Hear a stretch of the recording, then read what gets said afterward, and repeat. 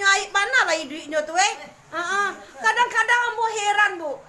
Orang misalnya hamil luar nikah, atulah menggosip nyobali tomat duo kakadai, nyobali lado setengah on, nyobai 3 jam di kadai tuh.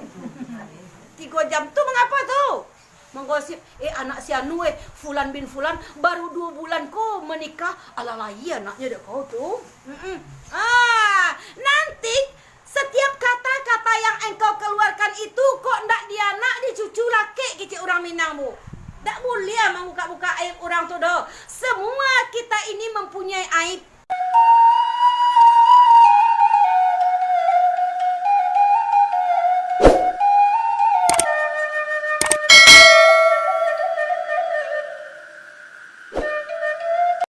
Assalamualaikum warahmatullahi wabarakatuh. Mengucapkan puji dan syukur kehadirat Allah Subhanahu wa taala karena sampai detik hari ini kita masih diberikan kesempatan oleh Allah untuk menghirup udara segar di muka bumi ini. Dan jantung kita masih berfungsi bekerja sama dengan paru-paru menumpahkan darah ke seluruh organ tubuh kita. Suatu hari nanti, suatu masa nanti itu akan berakhir. Jantung tak akan lagi berdetak memumpahkan darah, telingamu tak sanggup lagi untuk mendengar, mata tak bisa lagi untuk melihat, alias kontrak kita untuk hidup di dunia ini sudah berakhir. Maka gunakanlah kesempatan hidup yang diberikan Allah kepada kita yang sangat pendek ini dengan sebaik-baiknya. Karena yang paling dekat dengan kita adalah kematian, sedangkan yang paling jauh dengan kita adalah masa yang telah berlalu. Seterusnya salawat dan salam tak lupa kita kirimkan kepada pimpinan umat Islam, yakninya Nabi besar Muhammad sallallahu alaihi wasallam, dengan mengucapkan Allahumma sholli ala sayyidina Muhammad wa ala ali sayyidina Muhammad. Semoga kelak di yaumil mahsyar kita mendapatkan syafaat atau pertolongan dari baginda Rasulullah sallallahu alaihi wasallam.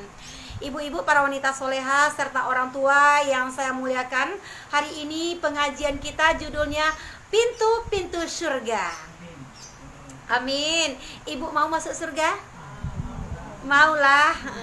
Semuanya pasti kita pengen masuk ke dalam surganya Allah. Tidak ada orang yang sanggup untuk masuk nerakanya. Tetapi usaha kita untuk masuk ke surganya Allah itu harus dari sedini mungkin.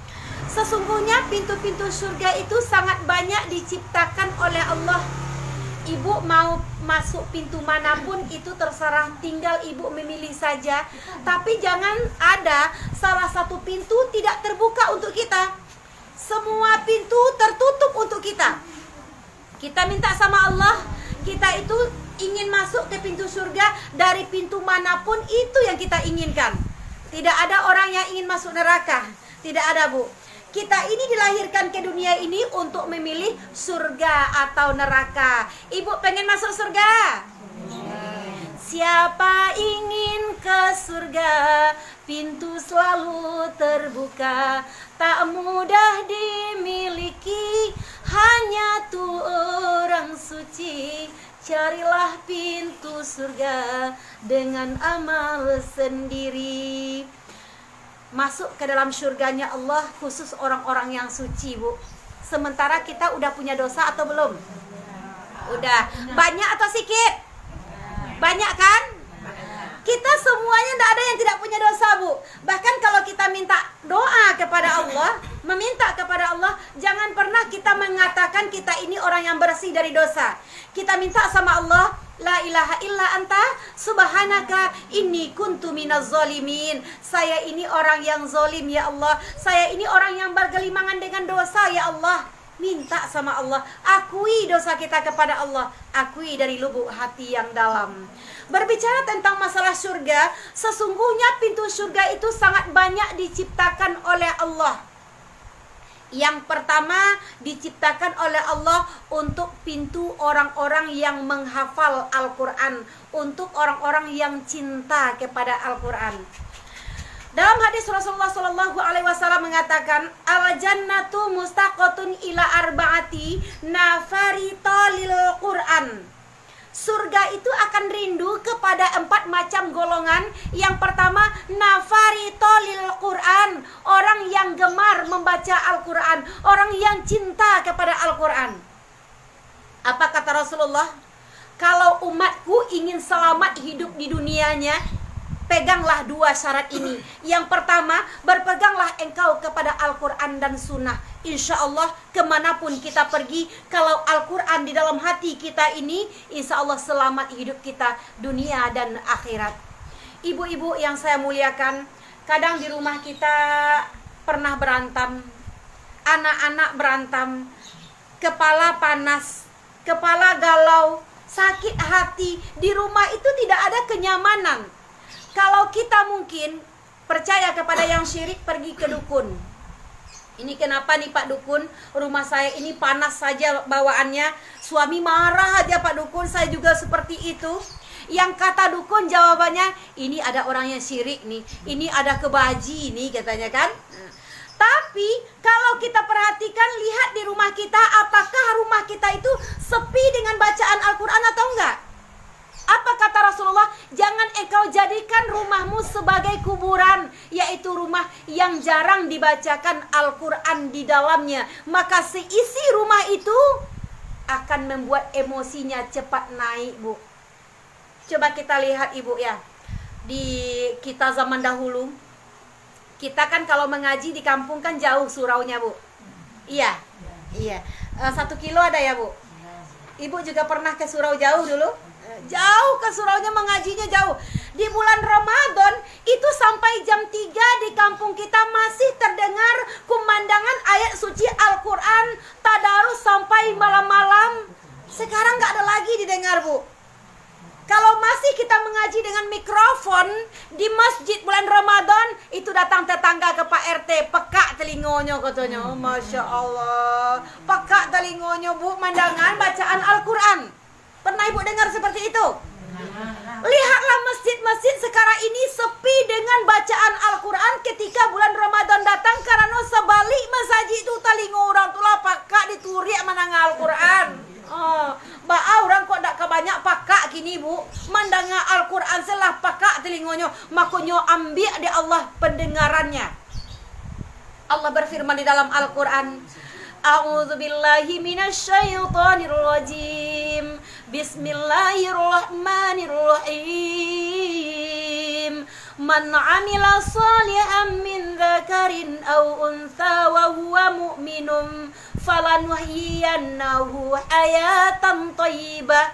Kalau engkau ingin selamat hidup duniamu, man 'amila shalihan min dzakarin aw untha, siapa yang beramal soleh mereka, baik laki-laki maupun perempuan, wahwa mukmin, dia dalam keadaan mukmin, percaya kepada Allah sepenuhnya, beramal ibadah, maka Allah akan memberikan kehidupan yang bahagia dunia sampai ke akhirat. Walaupun rumahnya tinggal di rumah petak, walaupun rumahnya jelek, Bu, tapi kalau rumah dibacakan ayat suci Al-Quran, laksana surga kita di dalamnya, Bu. Tapi kalau rumah betapapun cantiknya rumah, gedung bertingkat rumahnya, tapi di rumahnya jarang dibacakan ayat suci Al-Quran, kusui hati kok masuk ke dalamnya, Bu. Mau sakit saya nanti. Ambo kini sanang banati ambo masuk ke rumah ibu kok kemah. Karena apa mungkin? Karena orang di dalam rumah kuacuk membaca Quran mungkin ya, Bu ya. Ibu lah ambo puji kok minum dak je tiba di muka ambo. Ambo kan lah awi kini kok. Iya, nya mau detu, Bu. Jannatu mustaqatun ila arba'ati nafarito lil Quran. Yang kedua, orang yang dirindukan surga itu wahafizil lisan, untuk orang-orang yang bisa menjaga lisannya. Iko muncung cepeh. Baputia iko ada kan orang yang baputia iko kecil orang kan muncul cepeh sebenarnya indah gitu doh. Ada orang kamek luar biasa tapi munculnya santiang lah mencirinya. Menyakitkan hati orang gitu kan. Jadi ibu-ibu menjelang Ramadan ini tolong bersihkan lisan koha. Munculnya lai harum tapi nang keluar tuh busuk. Nggak ada babaun munculnya doh. Udah muncul-muncul kita kok lah. Tapi nan keluarnya kok membusuk. Maurih ke jantung hati, Bu. Kalau hati kok lah karena ide muncul orang kok Bu, ndak mau ke datang ke arisan kemari kok. Ambo kok mangkonya ambo datang namo kemari di ambo ndak pernah teluko orang-orang siko do, orang siko elok kesadojo kan. Tolong jaga lisan. Apalagi dalam hidup bertetangga nih, tolong jangan sindir menyindir. Lai tahu sindir menyindir di Bu? Lai, kau ndak teluko hati orang tu dah wak kau deh. Ya Allah bulu baji dah mau di kampung kita tu Bu. Janganlah sindir menyindir, jangan hujat menghujat, jangan hina menghina, jangan buka-buka aib mata tetangga. Kayak nak punya aib mana lah duitnya tu Kadang-kadang ambo heran Bu. Orang misalnya hamil luar nikah, atulah menggosip nyobali tomat duo kakadai, nyobali lado setengah on, nyobai 3 jam di kadai tu. 3 jam tu mengapa tu? Menggosip, anak si anu Fulan bin Fulan baru 2 bulan kau menikah, alalah iya anaknya dek kau tu. Nanti setiap kata-kata yang engkau keluarkan itu kok ndak dia anak di cucu laki kecil orang Minang Bu. Tak boleh membuka-buka aib orang tu doh. Semua kita ini mempunyai aib. Yang aib itu apa? Ketika orang tahu dengan peristiwa kita, kita malu. Itulah yang aib. Apa kata Rasulullah? Seseorang yang menutup aib orang lain, maka Allah akan menutupnya aibnya dunia dan akhirat. Apabila seseorang membuka aib orang lain, maka Allah nanti akan membuka aibnya dunia dan akhirat. Tolong jaga lisan, karena surga tidak suka kepada muncung-muncung dan bakal leperan kodok. Banci Allah kan. Dah tahu bakal leperan Ibu. Tu bahasa Minang yang totoknya tu Bu. Lape-lape. Ya ambo tak kaiko lah Bu. Ambo muncung sana tak kaiko, tapi hati ambo berhasil dari muncung sana busua. Kan ada juga yang mengakui-ngakui kayak gitu kan. Ambo bupit muncung ambo nan tak kaiko nyogo, tapi hati ambo berhasil ko muncung nan keluar tak beres. Tolong mulut ini dijaga supaya menjaga kehubungan berumah tangga atau bertetangga. Jangan suka mungkin orang, jangan suka buka-buka aib orang lain. Baiklah ibu-ibu jamaah yang saya muliakan, hari ini pengajian kita karena waktu asar sudah masuk, terlebih dan terkurang saya mohon maaf yang sebesar-besarnya. Fastabiqul khairat, banyak maaf. Wabillahi taufiq wal hidayah. Assalamualaikum warahmatullahi wabarakatuh.